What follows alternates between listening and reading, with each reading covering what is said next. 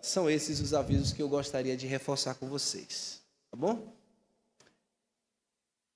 Então, mais uma vez, eu quero saudar a todos com a graça de Cristo, consolação do Espírito Santo e o poder do nosso Deus e Pai, nessa manhã, possa nos dar a graça de compreendermos mais uma vez a beleza da Sua palavra e bendizê-lo, esse momento tão especial que passamos agora para meditar a palavra de Deus.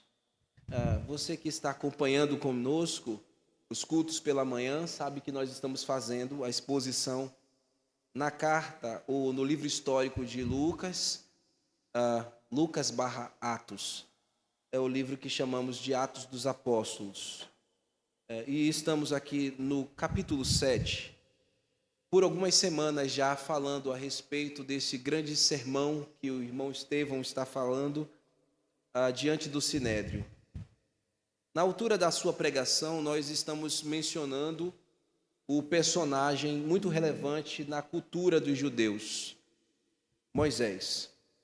E como eu havia dito aos irmãos, por ser uma figura muito relevante, Estevão precisou tomar um pouco mais de tempo para falar mais e fazendo essa relação entre Cristo, entre Moisés e Cristo, ele que figurava ou prefigurava a presença, a manifestação futura do nosso Messias.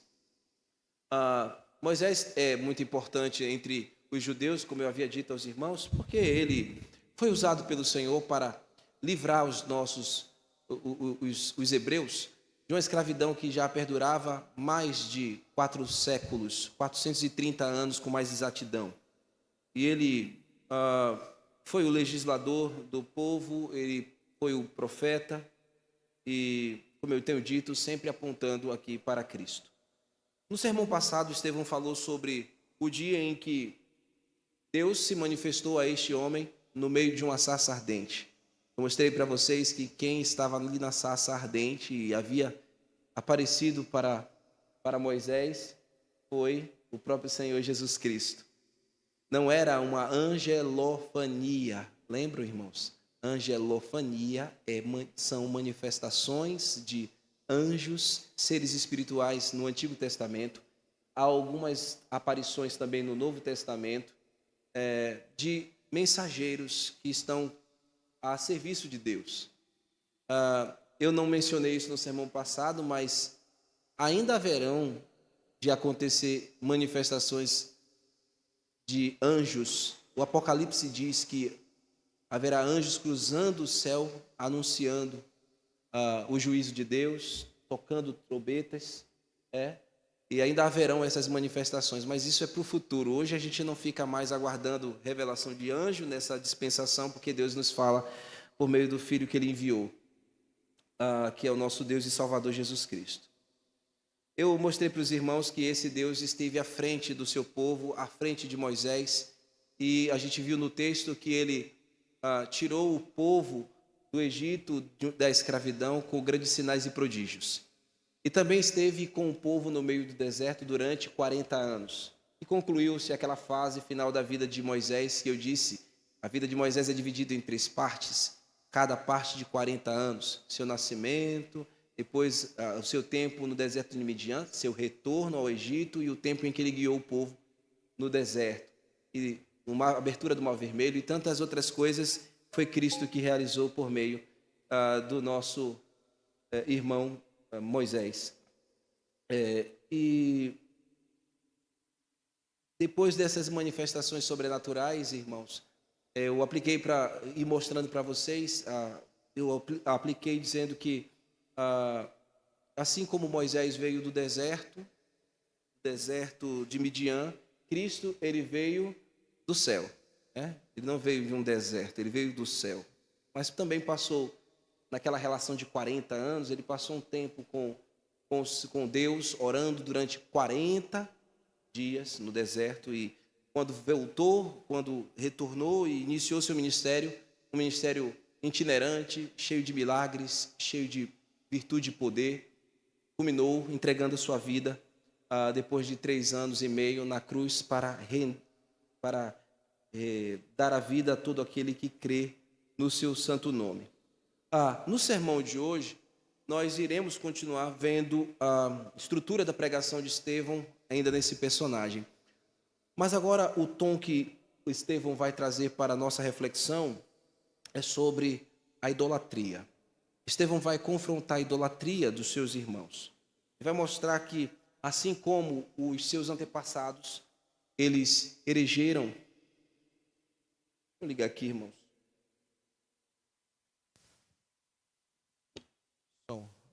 Som. Solta aí, aí, agora ficou melhor para mim. E assim como no passado os seus irmãos haviam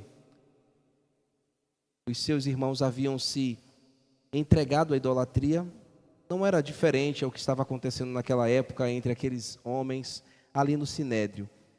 Eles não conseguiram se desvencilhar, é o que Estevão vai falar. Os antepassados não conseguiram se desvencilhar da idolatria do coração, dos deuses do Egito. E ele vai começar falando aqui, usando também relações de expressões lá do Velho Testamento, em Êxodo, e também do profeta Amós. Vamos à leitura do texto bíblico. Podem abrir comigo, Atos capítulo 7. O tema dessa mensagem que nós iremos partilhar agora, irmãos, é Moisés, que a continuidade é a sexta parte da pregação de Estevão, e eu subtitulei de Corações Idólatras e o Juízo de Deus. Corações idólatras e o juízo de Deus. Acho que o de cá está melhor, né, irmãos? Tá bom para vocês o som nesse aqui, né? Eu acho que ele está melhor. Eu vou ficar com o de aqui, viu, meu filho? Obrigado. Depois a gente equaliza isso aí. Nós vamos fazer assim, irmãos. Vamos orar, tá bom? E a leitura vai ser feita aí mesmo sentadinhos. Enquanto eu vou lendo a passagem, nós vamos fazendo as considerações. O objetivo que nós teremos de averiguar aqui o texto é do verso 18 ao verso 43. Tá bom? Oremos. Queremos te agradecer, Senhor, por essa manhã, por estarmos aqui reunidos de maneira confortável para ouvir a Tua palavra. E nesta hora rogamos ao Senhor, pela ação do Teu Santo Espírito, que comunique a Tua palavra ao nosso coração. E possamos, Senhor, sermos desnudados de qualquer forma de idolatria. O Senhor possa perscrutar mais uma vez esse nosso coração, muitas vezes inclinados a erguer ídolos, sejam eles de qualquer natureza. Ó Deus, que possamos, através dessa mensagem essa manhã, sermos alertados e também, Senhor, nos arrepender e encontrar a graça de Cristo, Cordeiro Santo de Deus, que tira o pecado do mundo. Que o Senhor me dê iluminação e clareza para comunicar com muita transparência a Tua palavra aos ouvidos dos meus irmãos e haja edificação a todos que estão aqui, Senhor, presente, e também os nossos irmãos queridos que estão acompanhando a transmissão por meio da plataforma no YouTube. Te agradecemos, Senhor, por todas estas coisas e já confiamos na Tua boa mão nos guiando nesta hora. No nome de Cristo oramos. Amém. Amém. Irmãos, no verso 38, Estevão, ele vai nos levar a compreender que o Senhor Jesus foi quem?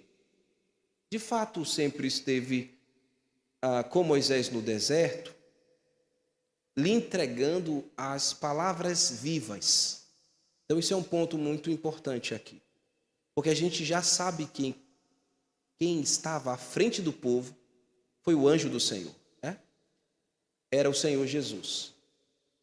E uma das coisas que ele fazia, que ele operava, e também por meio de Moisés, era entregar as palavras vivas para serem transmitidas para o seu povo. E ele começa dizendo aqui da seguinte maneira: a este Moisés, que esteve na congregação no deserto. Esta frase que acabamos de ler, irmãos, ela diz respeito ao decurso do próprio êxodo, da saída do povo. Tá? A expressão êxodo comunica essa ideia, a fuga, a saída. Então, é o decurso do próprio êxodo. Este Moisés, que é o libertador escolhido por Deus, que nós já sabemos, por intermédio do anjo do Senhor, realizou tal façanha. Agora, depois de ter libertado o povo fisicamente, quero fazer essa ressalva, tá bom? O trabalho de Moisés era fazer uma libertação física para o seu povo. Ele libertou os seus irmãos fisicamente, tá bom? Literalmente. E agora a gente está vendo aqui, ou no nosso ideário, a gente pode pintar o quadro como alguns estudiosos costumam dizer, são mais de 3 milhões, ou aproximadamente 3 milhões de hebreus, com outros povos também misturados ali com eles, que eram prosélitos, digamos assim, caminhando ali no deserto. Era muita gente, meus irmãos, sendo chefiada por Moisés. Jesus estava à frente, o anjo do Senhor estava à frente, sendo conduzido no meio daquele deserto. Moisés esteve com eles. Esta palavra congregação aqui, ela dá a entender que era essa multidão dessas milhões de pessoas. Então, essa palavra congregação aí é para a gente conectar que nesse movimento no meio do deserto, não era apenas uma muquequinha de pessoa para você administrar, eram milhões de pessoas. Não foi fácil o trabalho. Esse homem estava realizando uma grande façanha. E era possível porque Deus estava à frente dele. Deus estava guiando ele. Obviamente, irmãos, pensa comigo. Moisés, vocês já sabem, tem uma experiência de 40 anos pastoreando no deserto, não é verdade? Ele era pastor de ovelhas, era um pequeno rebanho. Agora ele é um pastor de ovelhas do povo de Deus, digamos assim. Então, o rebanho cresceu e é outra expectativa. Ele tinha uma experiência de fato de 40 anos de vivência em uma região inóspita, inadabitável no deserto. E isso era bom. Mas quem estava garantindo não era a experiência de 40 anos de quem conduzia rebanhos. Porque se você fosse colocar na balança ou no frigir dos ovos, cuidar de animal é uma coisa, cuidar de gente é outra. Cuidar de ovelha, bicho, é mais fácil do que cuidar de gente. Mas Deus estava, Javé estava à frente dele. Agora, olhem comigo o verso 38, que a gente vai percebendo mesmo que ele não está sozinho. A continuidade diz assim: então, este Moisés, que esteve na congregação no deserto, com o anjo que lhes falava no monte Sinai, e com os nossos pais, o qual recebeu palavras vivas, para nulas transmitir. Observe aqui, irmãos, essa construção. O anjo você já sabe quem significa, né? Quem é o anjo? Jesus. Esse anjo que é o nosso Senhor, o anjo do Senhor, o nosso Senhor Jesus, ele falava no Sinai ou no Horebe, foi ali que ele apareceu, na sarça ardente, ou no Monte de Deus. Eu expliquei para os irmãos que Monte de Deus, Monte Horebe, Monte Sinai são termos intercambiáveis para o mesmo lugar, a mesma região.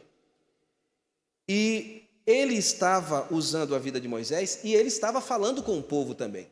falando com Moisés e falando com o povo, transmitindo a eles palavras vivas. No sermão anterior, eu deixei claro para vocês aqui que esse povo vivia vendo os movimentos de Deus no seu redil ali, na sua congregação. Quem apareceu para Moisés foi Jesus Cristo em sua forma pré-encarnada. Foi o próprio Cristo que falou a Moisés as palavras vivas. Não somente ali no dia da sarça ardente, mas aqui, com o próprio Moisés e com o próprio povo. O que significa as palavras vivas?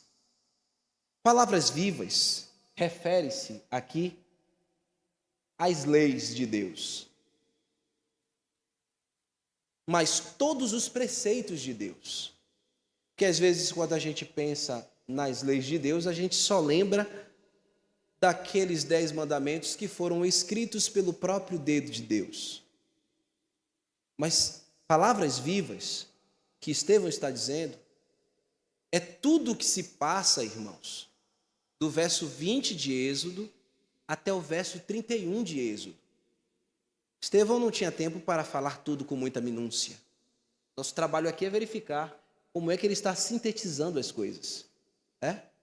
Então, palavras vivas aqui, na verdade, é tudo que o anjo do Senhor, ou tudo que Cristo falou por intermédio de Moisés, entregando ao povo, que se passa do verso 20 ao verso 31 de Êxodo.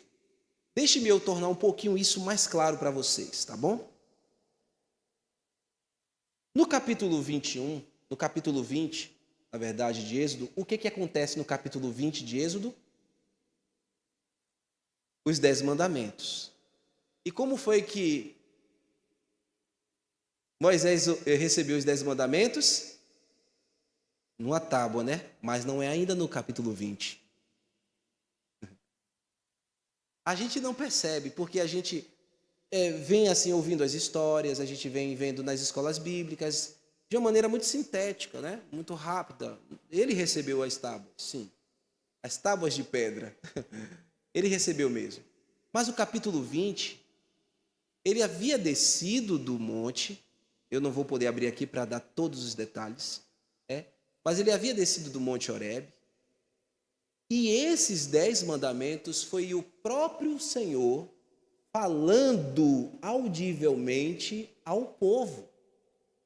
Quando Moisés desceu, tanto Moisés quanto o povo ouviram audivelmente Deus falando com eles e dizendo os 10 mandamentos. E isso, meus irmãos, fez com que o povo estremecesse, a ponto de dizer, Moisés, fale por nós, não deixe Deus falar, porque senão nós vamos morrer. Moisés ouvia Deus lá no monte, e quando Moisés desceu, Deus começou a falar os mandamentos. Se você for em casa ler com tranquilidade, você vai perceber isso. Ali na altura do verso 18, você vai perceber que o povo está falando isso. Nós estamos com medo, fale por nós, não deixe Deus falar, porque a gente não vai suportar. Quando você chega no capítulo 21, isso aí são as palavras vivas, entendeu, irmãos? Quando você chega no capítulo 21 ao capítulo 23, o Senhor dá uma série de leis civis e morais ao seu povo. Ele continua falando, e falando através de Moisés. Todas aquelas leis que se perpassam do verso 21 ao capítulo 21 ao capítulo 23, que você vê, eu também não dá tempo para eu fazer aqui com você minuciosamente, ali são palavras consideradas também palavras vivas, aquilo que Estevão está dizendo. Estão conectando isso, irmãos? Está ficando claro para vocês? Está ficando claro, irmãos? Amém. O verso 8, mas quando chega no capítulo 24, melhor dizendo, é a hora que Moisés vai subir novamente para o monte, e é no capítulo 24 que começa aquele período de 40 dias, que Moisés passa 40 dias lá no monte com Deus. Então não foi no capítulo 20. Só começa o período de 40 dias que ele vai receber alguns detalhes mais minuciosos aqui no capítulo 24.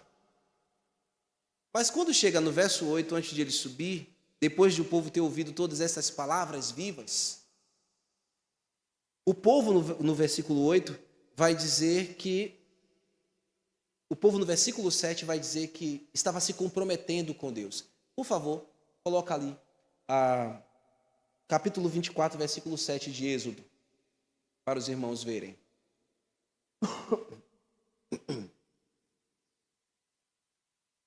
Podem ler, por favor, irmãos.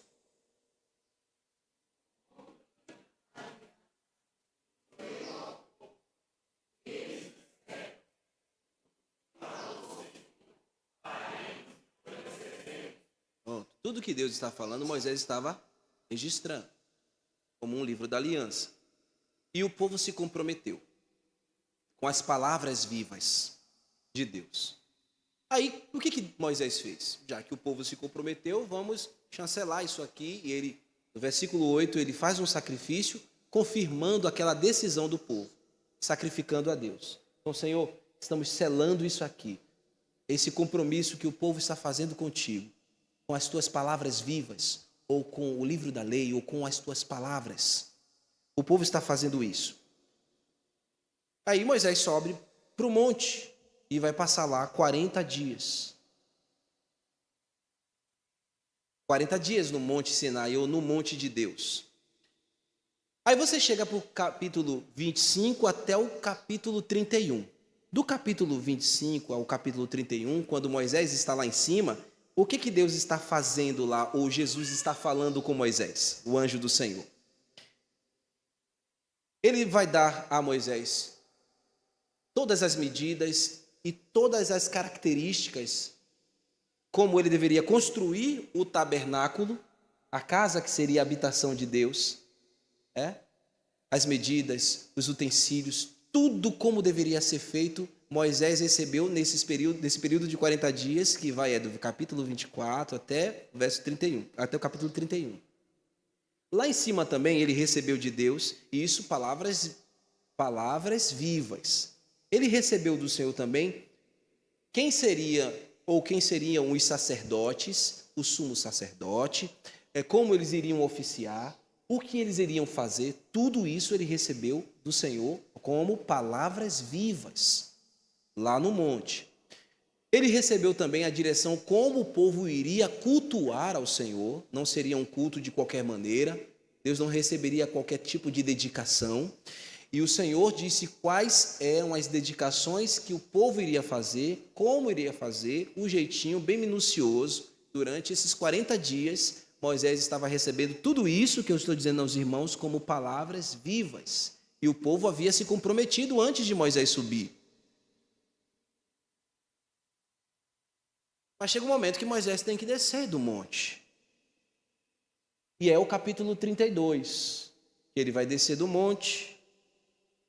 E ali no pé do monte, capítulo 32, é chamado por alguns estudiosos como o dia do casamento. O dia em que Deus está casando com o seu povo, porque ele está agora descendo nesse dia em que ele desce com a lei escrita pelo próprio dedo de Deus nas tábuas. E quando Moisés vai descendo no monte, o que ele vê lá embaixo, irmão? Você lembra? O povo estava fazendo o quê? Tinha feito um bezerro de ouro no dia do casamento. Pensa, irmãos. No dia em que o povo ia casar com Deus, ou Deus casar com o povo, como os teólogos costumam dizer, nesse dia da festa do casamento, o povo estava se prostituindo. Eles construíram um bezerro de ouro fundido. Mas vocês lembram, meus irmãos, que pouco mais de 40 dias antes, ali naquela fase do capítulo 24, versículo 7, o povo havia feito o quê? Um compromisso com Deus, não foi? Queria cumprir tudo que Deus falou. E Deus falou que não deveria ter o quê, irmãos? Os 3 primeiros mandamentos eram o quê? Contra a idolatria. Não fazer imagens, nem de nenhum ser do céu, na terra, debaixo da terra. Pouco mais de 40 dias passaram e o povo já tinha corrompido o seu coração e quebrado os 3 primeiros mandamentos, que eles disseram como palavra viva de Deus, ou palavras vivas de Deus, que eles haviam se comprometido, até sacrifício foi feito para chancelar aquela decisão, mas o povo já havia corrompido o seu coração. E isso aqui, meus irmãos, é muito sério para nós. Nós ouvimos palavras vivas de Deus semanalmente. Mas se você não cuidar do teu coração, você pode sair daqui em poucas horas, em poucos dias, o seu coração ser levado para níveis de idolatria. Mas você se comprometeu aqui orando a Deus. Você se ajoelhou aqui, orou e pediu perdão. Você viu a palavra de Deus te confrontando, palavras vivas, confrontando o seu coração, mostrando para você que você precisa se arrepender, e você se comprometeu. Nós não matamos um animal aqui para fazer isso, porque sacrifícios para Deus agradáveis são um coração quebrantado e sincero, e um coração quebrantado e sincero Deus não desprezará, Deus recebe a oração sincera. E você não fez uma oração, mas por que você quebrou o compromisso que você assumiu em oração depois que você ouviu as palavras vivas? O povo tem uma facilidade muito grande de incorrer para a idolatria, de abandonar as palavras vivas. A gente está vendo isso aqui no texto. Vejam comigo, por favor, irmãos. Verso 39, em Êxodo. Estevão está denunciando que os seus antepassados simplesmente resolveram rejeitar a liderança de Moisés, desobedecendo às palavras vivas, que os irmãos já sabem o que significa isso, palavras vivas aqui, que Estevão está dizendo, que Deus havia comunicado por meio do seu servo, Moisés, e no seu íntimo, o termo fala coração, e quando se fala de coração, está se falando do homem interior. Lá dentro, no íntimo, eles decidiram voltar para o Egito. Oi, irmãos, como é que podemos fazer isso? Termos contato com palavras vivas e decidir voltar para o Egito. É um desprezo muito grande isso, irmãos. Sabe, Deus está falando conosco, Deus está falando palavras vivas conosco, e o nosso coração teimoso quer voltar para o Egito. E isso é terrível, é triste. Venham comigo, verso 39, olhinhos no texto, por favor, olhem comigo. A quem nossos pais não quiseram obedecer, Moisés, as palavras vivas, antes o repeliram, o rejeitaram. No seu coração, e no seu coração voltaram para o Egito. O problema sempre está onde, meus irmãos? O problema sempre está no coração. O problema não está nas coisas exteriores. Em primeira instância, o maior problema está no coração. O que o Senhor Jesus Cristo disse? O que aquele que falou palavras vivas para o povo e o povo rejeitou, um dia quando esteve encarnado entre nós, também falou palavras vivas. Lembra que Pedro disse, para onde iremos? Só o Senhor tem palavras de vida eterna. Esse mesmo Senhor que fala conosco toda semana por meio da sua palavra, o que ele disse um dia em Marcos 7, 21 a 23? Isso. Que do coração, do íntimo, o problema está no íntimo, do íntimo, no coração, no homem interior, é que procedem os maus desígnios. A prostituição, o furto, os homicídios, os adultérios, a avareza, a malícia, o dolo, lascívia, inveja, blasfêmias, a soberba, a loucura. Todos esses males vêm de dentro do homem e é o que contamina o homem. O problema é o homem não cuidar do seu coração. O problema é o homem confiar demais em si mesmo. O problema são as pessoas falarem somente de boca para fora, mas o coração está contaminado, está vazio. O que também Provérbios nos diz, irmãos? Provérbios, que é o livro de sabedoria, nos dá um conselho no capítulo 4, versículo 23. Sobretudo, o que se deve guardar, guarda o teu coração, guarda o coração. Por quê, irmãos? Porque procede, as fontes, o que nós nos comportamos, o que fazemos, procede do nosso interior, irmãos.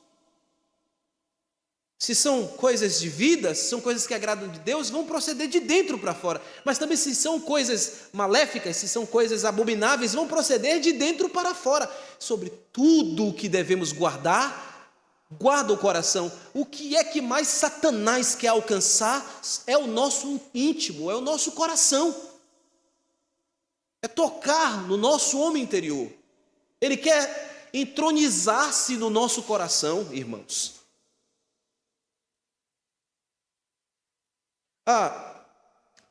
O salmista também disse, no capítulo 119, versículo 11, o que ele estava falando, o salmista?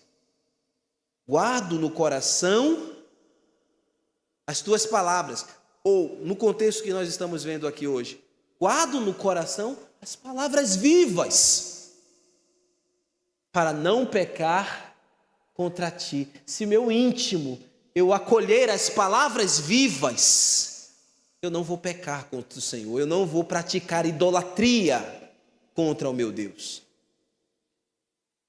Mas aos jovens também, que são muito, como eu já falei em sermões passados, às vezes afoitos, e o ser afoito não é só do jovem não, né? Mas o jovem é muito dinâmico, o jovem é muito apressado, o jovem quer novidade, o jovem é muito corajoso, o jovem é destemido, não é? Aos jovens, no capítulo 119, versículo 9, também o salmista diz: de que maneira o jovem guardará puro o seu caminho, observando segundo a tua palavra, as palavras vivas, irmãos. É isso que torna o íntimo do jovem puro em todos os seus caminhos. É quem guarda as palavras vivas de Deus. Irmãos, como eu estou falando, o problema está no coração. Em todas as categorias, em todas as fases da vida, o problema sempre está no coração. Coração que insiste em se afastar de Deus para satisfazer as suas próprias cobiças. Idolatria é satisfação de própria cobiça. O coração do homem é ingrato por natureza, porque ele não inclina-se com gratidão ao que Deus faz, muito pelo contrário, suas inclinações sempre são para o mal. O que o profeta disse no Antigo Testamento? Que o coração do homem é o quê? Jeremias capítulo 17, verso 9, eu sempre falo esse verso aqui. O coração do homem é o quê? É enganoso, os homens são isso, desesperadamente corruptos. Quem o conhecerá? Os homens têm artimanhas, irmãos. Uma criança já manifesta isso desde sua pequenez, né? Desde a terna infância, uma criança já manifesta que o coração é enganoso. O jovem, o adolescente, os homens, as mulheres, velhos, todos estão dentro dessa categoria. Coração é enganoso. As pessoas sabem ludibriar. Um dia eu estava vendo um podcast e um homem estava dizendo, um pastor estava dizendo, tinha uma criança de 5 anos de idade, nunca foi à escola ainda, sempre ficou em casa, de casa para a igreja, de casa para a igreja. Eu não sei se vocês já viram, já viu? E aí esse pastor falou assim, que a avó disse que ia dar um biscoito, a criança queria um biscoitinho, só que ela não tinha almoçado ainda. E ela disse, vai pedir ao seu pai. E aí ela vai pedir ao papai.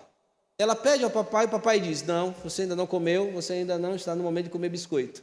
Aí ela volta para a vovó e diz, meu pai disse que pode me dar. Só que a avó foi atrás da criança, fez que nem, quem foi mesmo? Sara, né? E aí viu a criança mentir. Aí ela disse, como é, pastor? Eu nunca menti, a gente não fala mentira na frente dele, O pastor até disse assim, fala mentira pelas costas, não fala pela frente, fala pelas costas. Mas por quê? Ele estava dizendo, a criança não foi ensinada a mentir. Ninguém ensina ninguém a mentir. A mentira já é da natureza do homem. O problema é o coração, irmãos, está no coração, que é enganoso em todos os seus caminhos. Quando Estevão estava falando aqui, meus irmãos, aquelas palavras, perdão, eu estou tossindo ainda, que eu ainda estou, aquela recuperação daquela tosse, né? É chatinha, ainda fica insistindo. Quando eu tossir, me perdoem, viu, irmãos? Quando Estevão estava falando aqui dessa questão de idolatria, ele estava mostrando que o coração daquele povo estava completamente enganado. Ele estava mostrando que a libertação foi apenas estereótipo, foi apenas física, como eu havia dito. O coração deles não haviam sido libertos ainda. O coração deles voltaram aos deuses do Egito. Estevão estava dizendo que eles passaram a praticar idolatrias como qualquer egípcio, como qualquer pagão. Eles não estavam, irmãos, apenas repelindo, como a gente viu no verso, Moisés. Eles estavam virando as costas para quem? Para Deus, que estava guiando a vida deles. Idolatria é virar as costas para Deus. Virar as costas para o Deus que com sua mão poderosa sempre fez sinais e maravilhas a nossas vidas. E Deus fez coisas grandes no meio daquele povo, e o povo estava virando as costas e querendo voltar para os deuses do Egito. Irmãos, quando o nosso coração não está firmado na palavra de Deus, nas palavras vivas de Cristo, nós podemos voltar facilmente ao fascínio do Egito. Você pode ser vítima, ou você pode se encantar com qualquer coisa que este mundo aí, esse Egito aí lhe oferece. E você pode voltar facilmente, fazer o caminho, repelir as palavras de Deus e querer se apegar às palavras deste mundo. A gente pode levantar ídolos, irmãos, no nosso coração e fundir bezerros de ouros ou de ouro, desprezando quem está à nossa frente, desprezando quem sempre guardou as nossas vidas e voltando o nosso coração para tudo que é abominável, praticando uma ingratidão terrível contra aquele que verdadeiramente nos salvou e nos libertou. Lembrem que a nossa libertação não foi estereótipa, foi verdadeira, Ele nos tirou das trevas e nos transportou para o reino da sua maravilhosa luz. O que você viveu, irmãos, não foi apenas algo casual. O Senhor transformou a sua vida. Você é um ser nova criatura. Os homens que Estevão está falando aqui, ele está dizendo, olha, eles tiveram apenas uma libertação externa. Mas nós tivemos uma libertação profunda, foi no nosso íntimo. Não voltemos para o Egito, irmãos. Que nós não venhamos a ser seduzidos pelas coisas do Egito. Todos os dias você vai acordar e você vai ter o convite dos ídolos do Egito. Mas lembrem-se que quem causou a libertação na sua vida, a fez de maneira completa. Você não pertence a si mesmo mais. Você é congregação de Deus. Você, crente que me ouve essa manhã, procure guardar o teu coração em Cristo, suas palavras de vida eterna. A nossa libertação não pode ser aparente ou somente fisicamente, como muitos daqueles israelitas naquela congregação no deserto. A nossa libertação teve um objetivo de atingir todas as esferas e aspectos da nossa vida. Então, se você mentia, não minta mais. Se você furtava, não furte mais. Se você prostituía, não se prostitua mais. Lá em Hebreus, capítulo 4, versículo 12, diz que esta palavra que operou essa libertação em nós, irmãos, ela é viva e eficaz, e ela é mais penetrante, mais cortante que a espada de dois gumes, e penetra até o ponto de dividir espírito e alma, juntas e medulas, é apta para discernir os pensamentos e o propósito da onde? Do coração. Então, a palavra de Deus, ela atinge todas as esferas da nossa vida. O problema do ser humano, como eu disse, está no coração. Se ele não render-se inteiramente a Cristo, ele nunca deixará de ser um mero idólatra, idólatra de si mesmo. Tem gente que a idolatria é o egocentrismo, é ser egoísta, é pensar em si só, satisfação própria, não lembra do próximo.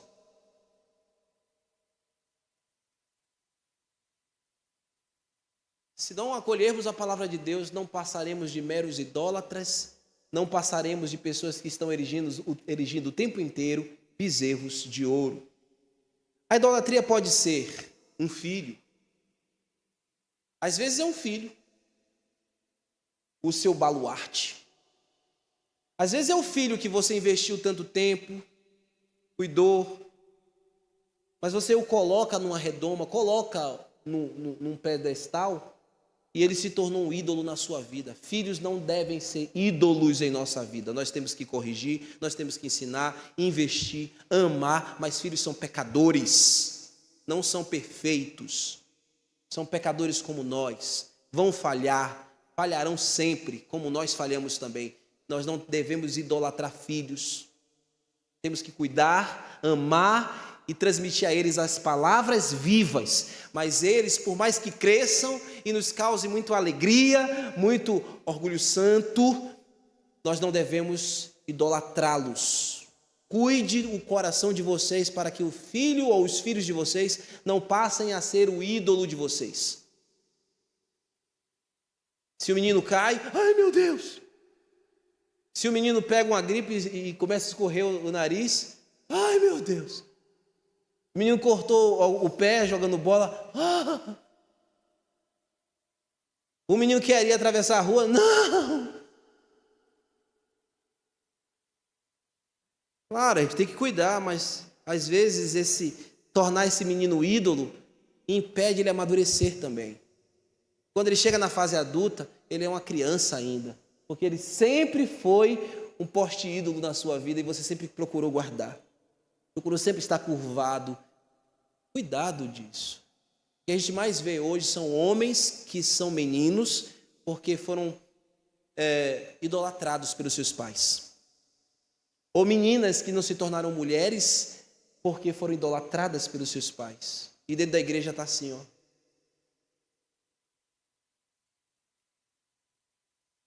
Menino precisa de pressão, homem, rapaz, precisa de pressão. Menina também precisa de docilidade, ser ensinada. Eles precisam ser corrigidos, eles vão precisar das varinhas em alguns momentos da vida. Eles precisam da palavra de Deus, e não precisam ser idolatrados. É pecado, irmãos. Colocar os nossos filhos acima de Deus. Às vezes o seu filho tem sido o seu ídolo. Às vezes a perspectiva de ser pai já vem eivado por isso, e o medo de você não saber como lidar com essas coisas já é um ídolo também, e por isso você não quer ter filho também. É um problema. Aí você quer qualquer coisa, menos um filho. Aí você faz outros ídolos, até um pet. Às vezes é a sua namorada. A sua namorada é o seu ídolo. Você mata e morre por ela. Você deixa de vir para o culto por causa dela. Você faz altos investimentos para ela, mas não cuida dos seus próprios pais, não cuida de si mesmo. É o seu namorado ou a sua namorada. A palavra de Deus está dizendo que não, e você insiste em namorar com alguém que não é crente. Ela é um ídolo na sua vida. Ele é um ídolo na sua vida. E assim, você não pode assegurar que o fim disso vai ser bom, irmão ou irmã. Você afasta o seu coração e se apega a um namorado ou uma namorada, às vezes dentro da igreja, às vezes fora da igreja. Ele se tornou um ídolo na sua vida. Ele está cheio de coisa torta, ela está cheia de coisa torta, mas o sentimento, o encanto te ilude o coração e você não quer agradar a Deus, acabando com esse relacionamento. A minha sobrinha me falou ontem, eu estava no culto de posse do pastor Tiago, estava pregando lá, minha sobrinha disse para mim que terminou o noivado dela essa semana. Por quê? Porque o rapaz foi trabalhar em um estado, pela Marinha, e chegou lá, irmãos, ele se desviou. E queria continuar com ela. E ela, como mulher de Deus, fez o quê? A nossa história acaba aqui. Você não quer Deus, eu não quero você. Acabou. Eu disse, foi a melhor escolha que você fez, minha filha. Se ele disse que não tinha que se arrepender, é porque ele é cego e ele nunca foi de Deus. Ela provou que aquele rapaz não é o ídolo da vida dela. Mas às vezes tem muito crente que está assim. A pessoa está mostrando que não teme a Deus e você insiste por causa de sentimento humano. O coração é enganoso. Cuidado, às vezes o ídolo é o seu trabalho, a sua profissão, os seus estudos. Às vezes o ídolo é a sua amizade, que vai se colocando à frente de Deus. Às vezes o ídolo são os prazeres carnais, prazeres impuros, imorais. Crente que não consegue se desvencilhar desde criança de pornografia, de qualquer tipo de envolvimento, de lassidão sexual. Isso é um ídolo na sua vida que você precisa abandonar. E você se vê sempre na imoralidade sexual e aparentemente vivendo uma falsa piedade. Não, vivendo de aparência, melhor colocando, vivendo de aparência por meio de uma falsa piedade, parecendo ser o que você não é. Olha, Deus te trouxe aqui para você ouvir isso hoje. Isso é um ídolo na sua vida e você não consegue enganar a Deus. Você pode enganar muita gente por muito tempo, mas não a Deus que prescruta o coração. Então, se Ele lhe trouxe aqui, é para você abandonar essas coisas. Se o teu coração tem sido enganoso, tem sido enganado e está procurando enganar as pessoas, saiba que um dia Deus remove as máscaras. Saiba que um dia Deus expõe todas as coisas, nada fica escondido para sempre. Então é hora de se arrepender e abandonar essas idolatrias, ou esses deuses, esses ídolos falsos. O que está tomando o teu coração? O que está tomando o lugar de Deus na sua vida? É o falso brilho, o encanto no teu coração? Tudo que você tem colocado como prioridade, como um ídolo na sua vida, tem colocado como primeiro lugar na sua vida, já se tornou o ídolo do seu coração. E Estevão continua dizendo aí, veja o verso seguinte, verso 40 ao verso 41. Aqui é um recorte de Êxodo 32, ali versos 1 ao verso 23.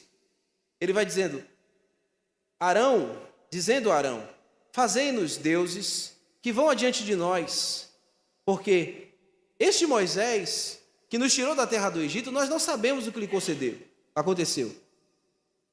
Naqueles dias fizeram um bezerro e ofereceram sacrifício ao ídolo, alegrando-se com as obras de suas mãos. O ponto aqui, meus irmãos, que eu quero ressaltar, que Estevão está dedicando, é que eles fizeram ídolos com as suas próprias mãos.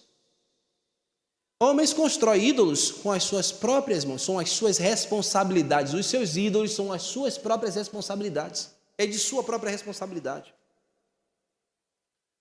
Eles estavam tão cegos e obstinados. O que eles pensaram? Já tem mais de 40 dias que esse homem subiu no monte, não apareceu, eu sei lá se está vivo, então vamos colocar alguém que vá à nossa frente, alguém forte e poderoso que vá à nossa frente.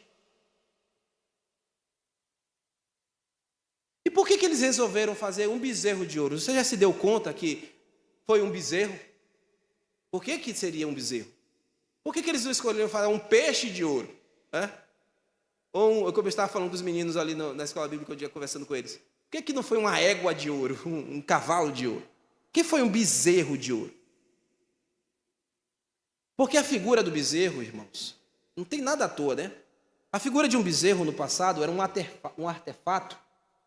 Ou no passado foram encontrados artefatos de bezerros de ouro, de miniaturas, feitas de diversos materiais, de ouro, de prata, de porcelana, de mármore, de bronze, de ferro, tudo fundido que você pudesse imaginar.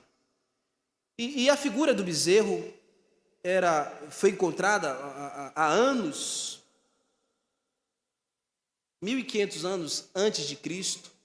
Isso remonta a tempos muito antigos, de civilizações antigas, como povos do mar, como os filisteus. Eles adoravam o bezerro de ouro.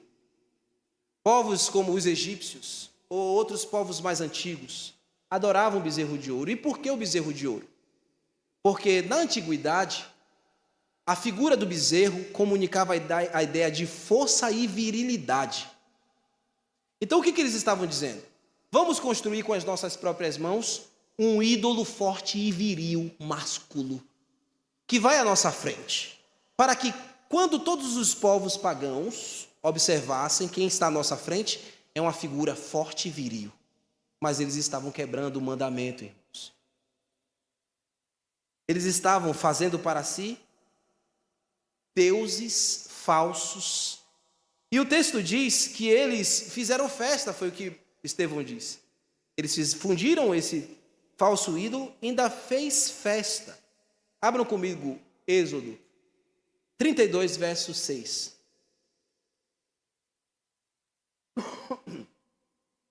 No dia seguinte, levantaram-se cedo e ofereceram holocaustos e trouxeram ofertas pacíficas. E o povo levantou-se para comer, beber e levantou-se para divertir-se. Isso aqui diante do bezerro. Alguns comentaristas chegam a dizer que essa festa aqui era regada a muita embriaguez e orgia, a mesma forma que adoravam os deuses falsos no Egito. Lembra que eles voltaram o coração para o Egito? Eles conheciam essa forma de cultuar deuses estranhos. E muitos comentaristas dizem que naquele dia eles estavam fazendo isso, ainda dizendo: esses são os deuses que vão nos guiar.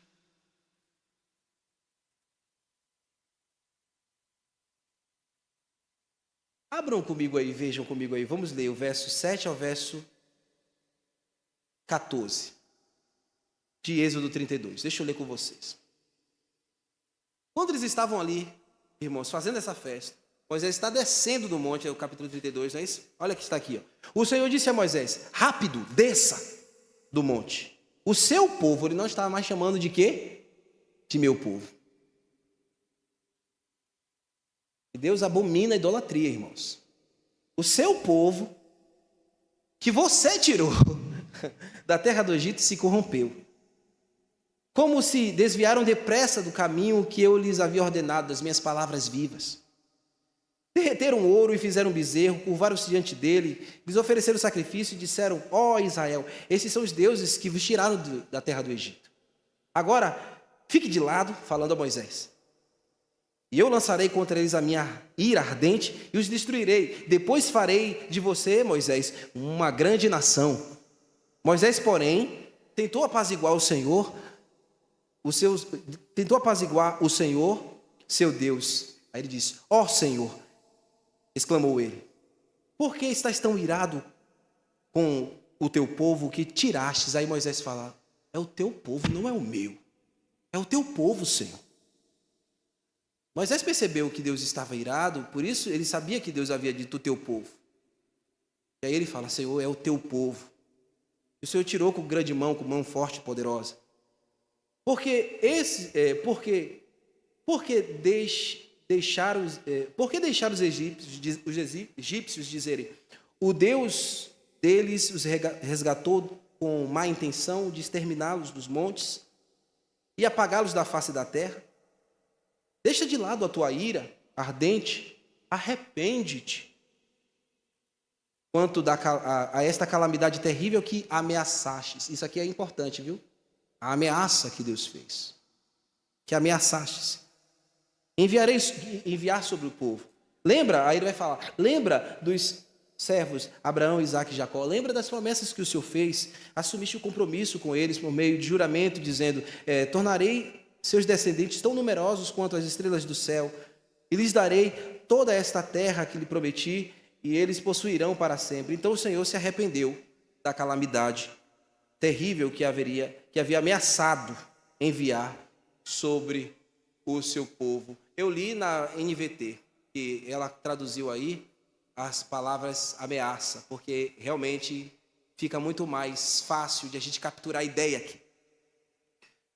A passagem aqui, irmãos, o ponto central é que Deus odeia a idolatria. Por isso ele ameaçou de fato o povo. Deus estava dizendo que ele estava mesmo a ponto de exterminar aquela congregação. Mas por que ele se arrependeu? Foi porque Moisés começou a falar? Foi porque Moisés começou a orar e a interceder pelo povo? O que vocês acham? Por que Deus se arrependeu? A Bíblia não fala que Deus não é homem para que se arrependa, para que minta, nem filho de homem para que se arrependa? E por que a gente encontra essa palavra aqui que Deus se arrependeu? Irmãos, aqui não se trata de um decreto, era uma ameaça.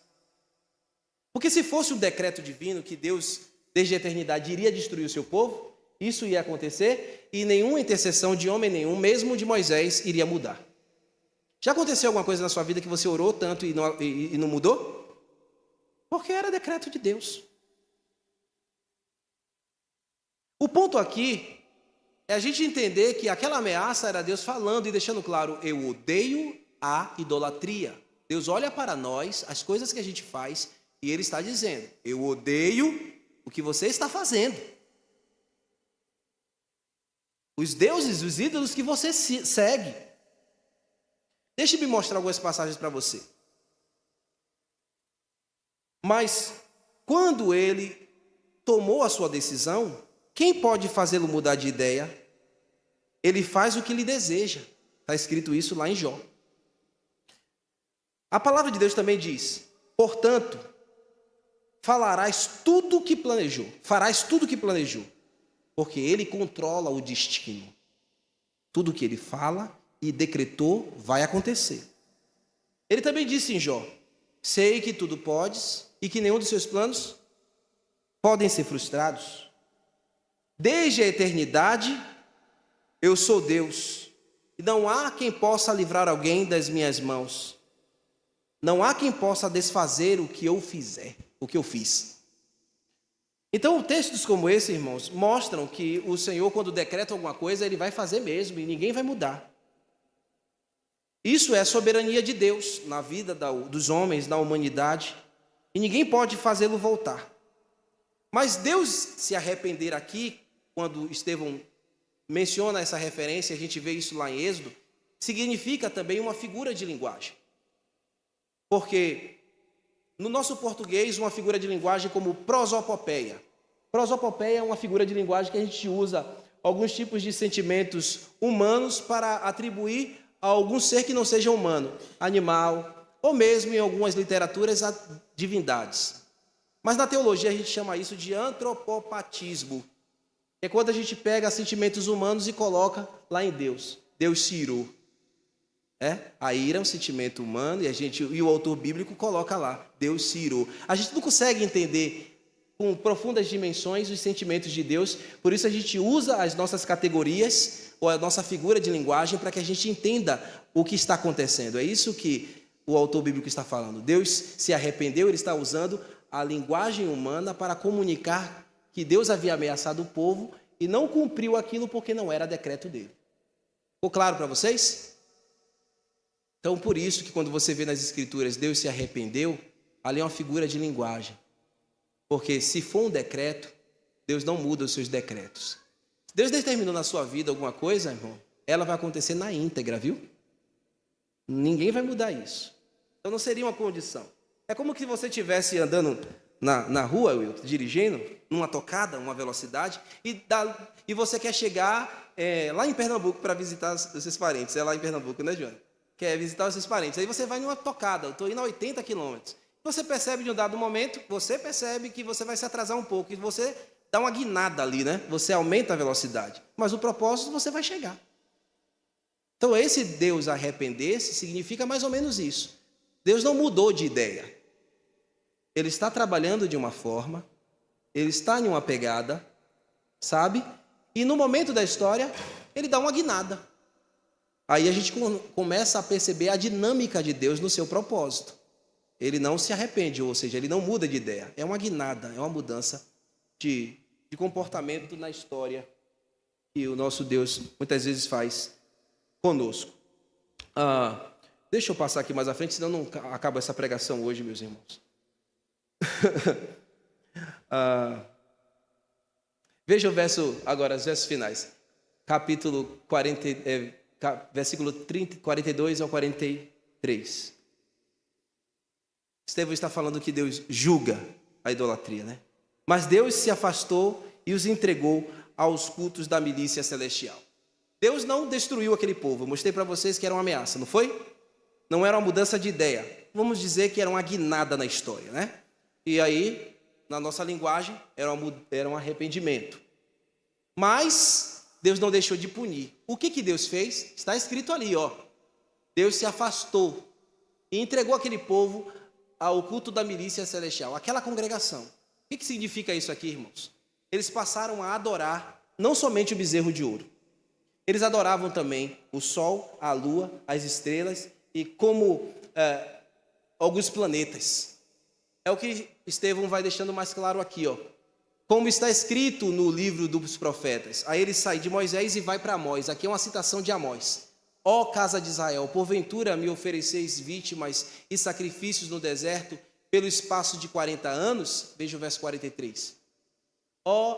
E acaso não levantastes o tabernáculo de Moloque e a estrela do deus Refã, figuras que fizestes para adorar? Por isso os desterrei para além da Babilônia. Lá em Amós ele usa a expressão além de Damasco, porque ele está se referindo a Amós ao reino do norte. Mas Estevão aqui está se referindo à Babilônia. A gente sabe que foi o reino do sul que foi levado pela Babilônia. E como é que a gente harmoniza essas duas coisas, irmãos? Na revelação bíblica, o autor sagrado, Lucas, está mostrando que Estevão quer dizer que Deus puniu tanto o reino do norte quanto o reino do sul, por causa da idolatria. Não foi apenas o reino do norte, ou somente o reino do sul, que adoravam estrelas, lua, sol e planetas, ou esses deuses falsos ídolos como Moloque. O que o deus Moloque exigia, irmãos, do povo, dos seus povos, dos seus adoradores? Sacrifício de crianças. Eles matavam seus filhos vivos, eles queimavam seus filhos vivos em fogueiras, imagine, irmãos. E esse deus Refã, né? Refã, aqui era o deus que no passado representava os astros celestes, como o planeta Saturno, por assim dizer. E o povo passou a adorar essas coisas. Deus entregou esses povos, ou entregou a casa de Israel a esse tipo de idolatria. E você já sabe que quando Deus entrega alguém a sua própria sorte, a decadência é terrível. E aí Estevão disse, por causa da idolatria vocês foram desterrados, vocês foram por exílio, Deus abandonou vocês e vocês foram entregues aos deuses que vocês idolatravam. E eles humilharam, esmagaram vocês. Terrível isso, irmãos. Terrível é ver Deus se afastar do seu povo. Terrível é saber que a graça de Deus está longe de alguém, da humanidade. Isso é terrível. Deixa eu passar para as minhas palavras finais aqui. Deus julga a idolatria, irmãos. Ele condena os idólatras. Quando a gente ouve que Deus se arrependeu ali, a gente não pode jamais trazer para o nosso coração de que Deus será um descendente a certos tipos de pecados ou ídolos que a gente constrói com as nossas próprias mãos. Lá em Apocalipse diz que os covardes, os idólatras, os abomináveis, os assassinos, e ele vai dando vai crescendo a lista, todos estes, e ali está a idolatria, que eu disse aos irmãos, pode ser até um filho. O idólatra pode estar idolatrando um filho. A parte do idólatra, ele não entrará no reino dos céus. A parte dele será no lago de enxofre, onde haverá ranger de dentes, a segunda morte. É o que está escrito em Apocalipse, capítulo 21, verso 8. A idolatria daquele povo era o bezerro de ouro. A idolatria daquele povo foram as milícias celestiais, o sol, a lua, as estrelas, o abominável Moloque, que recebia sacrifícios de criança. Mas ainda hoje, irmãos, homens estão fazendo isso. Homens estão sacrificando os seus filhos a Moloque por causa da idolatria. Homens estão sacrificando seus filhos vivos, tá? Entregando eles aos deuses deste mundo, porque você está idolatrando eles. Não quer corrigir o pecado do seu filho. Aí você diz: ah, que nada, é criança. Ah, que nada, é assim mesmo, que bonitinho. Você está entregando a Moloque. Você está oferecendo seu filho vivo em uma fogueira. Sabe? E ainda hoje ainda existe também até sacrifícios de crianças. A gente vê aí muitas histórias aí macabras, irmãos. Essas coisas ainda hoje existem, essas práticas, infelizmente, crianças são mortas, são oferecidas, pessoas estão se curvando a tudo que é esotérico. Tem gente que não sai de casa sem antes dar uma checada ali nos astros, no horóscopo. Aí liga a rádio para ver: ah, eu sou de touro, eu sou de sagitário, eu sou de capricórnio, você é de Cristo. Mas ainda existe crente que fica nessa. Meu Deus. Aí nasci em abril, eu sou de Áries. Você é de Cristo. Você não é do bezerro de ouro, não. Tem nada a ver com touro, com bode, com nada. Você tem a ver com o Cordeiro Santo de Deus.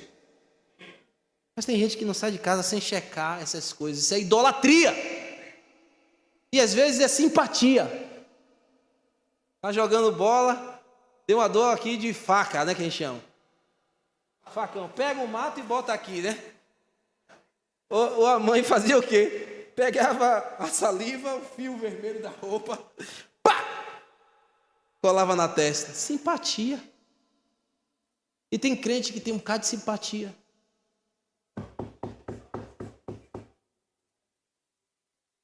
Bate na madeira, pastor. A gente ri, mas é verdade. Sabia? Infelizmente. Porque somos um povo temos uma cultura regional. E algumas coisas são passadas, irmãos, dos nossos pais. E é tão passado que a gente vai tomando como verdade. Um pedaço de mato aqui, a gente entendia que passou. Ou então, está soluçando, dá um grito. Não é? E a gente ainda continua fazendo essas coisas. O susto, na verdade, o susto não é o susto que faz passar. É porque o susto, às vezes, provoca um movimento involuntário no abdômen ou no diafragma que faz você voltar à respiração normal. Aí você para de soluçar. Só por isso. Isso aqui é o susto, aí fica... A gente vive um ambiente que a gente pode ser levado por muita crendice tosca. E isso às vezes faz parte do nosso meio. Isso não é agradável a Deus. Tem gente que se curva a essas coisas, como eu disse. Mas nós devemos nos curvar ao Cordeiro de Deus. Não ficar nessas falácias. Ainda há aqueles que são devotos de outros ídolos, que realmente de madeira, de gesso, de mármore, de ouro, de prata, de pedra, de bronze, de ferro, de tudo, seguem suas romarias, fazem as suas rezas, são mortos esses ídolos, eles não vão responder, não vão fazer nada, não virão ao seu auxílio, não vão lhe dar nenhum socorro. Como eu havia dito, esses ídolos não podem fazer nada por você. E às vezes não são feitos de madeira nem nada. É o carro que você tem, é a casa que você tem, é a roupa que você tem, o calçado que você veste. Essas coisas às vezes são ídolos na sua vida. Às vezes é a exibição na internet. Eu quero ser um influencer. Não por um trabalho e profissão, porque tem essa questão e hoje é uma profissão. Mas muita gente usa essa questão da internet para fantasiar uma realidade que não é. E a internet se tornou um ídolo na sua vida. Ânsia por parecer. Às vezes é o dinheiro o seu ídolo. Às vezes é o vício, é o cigarro, pessoas que fumam escondido. Às vezes é xingar, você xinga com facilidade. Está conversando, daqui a pouco sai uma. E às vezes você está conversando até com o irmão e o irmão fica constrangido. Eu acho que eu não ouvi isso, não, por dentro, né? Tem que sacudir e dizer, epa, o que foi que você acabou de dizer aí? Às vezes, como eu disse, é até o seu pet. Seu pet é um bicho, mas você faz dele como um Deus. Ele dorme na sua cama, ele come no seu prato, ele veste suas roupas, ele é seu bebê, seu neném.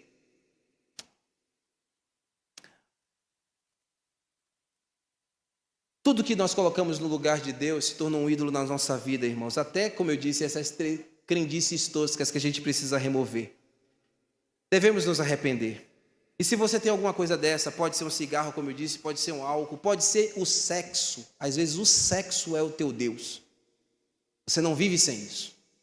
Você não vive sem pensar nisso, sem querer isso o tempo inteiro. Sexo é bom e tem que ter moderação. Mas quando é algo fora do natural, aí é um problema, irmãos. Tudo que sai da naturalidade vira um problema. Então eu encerro aqui, irmãos, com essa advertência. Aqueles homens, eles estavam no sinédrio e o ídolo deles era a vaidade deles. O ídolo deles era a opulência, era a liderança, que eles não queriam que fossem questionadas por um Deus que estava sendo pregado por Estevão, pelo Cristo. E por isso eles queriam matar o nosso irmão. A idolatria, quando ela é confrontada, muitas vezes o idólatra tem ânsia de morte. Aqueles homens precisavam se arrepender, abandonar a idolatria e acolher o Cordeiro Santo de Deus que tira o pecado do mundo. Essa é a mesma mensagem para nós essa manhã. Abandonemos as idolatrias, os ídolos que nós mesmos confeccionamos com as nossas mãos e nos recolhamos no Cordeiro de Deus, não no bezerro de ouro, mas o Cordeiro de Deus que tira o pecado do mundo. Amém? Que Deus aplique a sua palavra no nosso coração. Deixe eu orar com vocês. Te louvamos, Senhor, e te bendizemos. E pedimos ao Senhor que nos livre o coração. Que o nosso coração não seja enganoso e desesperadamente corrupto. Ó Pai, nos arrependemos de toda forma de idolatria, de todo tipo de crendice, ou de construirmos com as nossas próprias mãos e abandonarmos as palavras de vida eterna ou as palavras vivas que o Senhor por meio dos seus santos servos do passado. Palavras estas que nós sempre recordamos e pregamos aqui todos os domingos pela manhã e noite. Possamos temer a Tua palavra. Seja, Senhor, o Cordeiro Santo em nossas vidas, aquele que nos salvou e nos libertou verdadeiramente e que um dia nos levará para si, para a glória eterna. Nos ajude, Senhor, a toda esta congregação aqui, a caminharmos neste mundo temendo ao Senhor, amando a Ti e assumindo os nossos compromissos que fizemos com o Senhor. Que não sejamos como aquele povo que cedo desviou seu coração e rejeitou não somente a liderança de Moisés, mas a liderança do Deus que estava à sua frente. Que aos nossos olhos sempre possam ver a cruz de Cristo à nossa frente, guiando a nossa vida. No nome de Jesus oramos, agradecidos.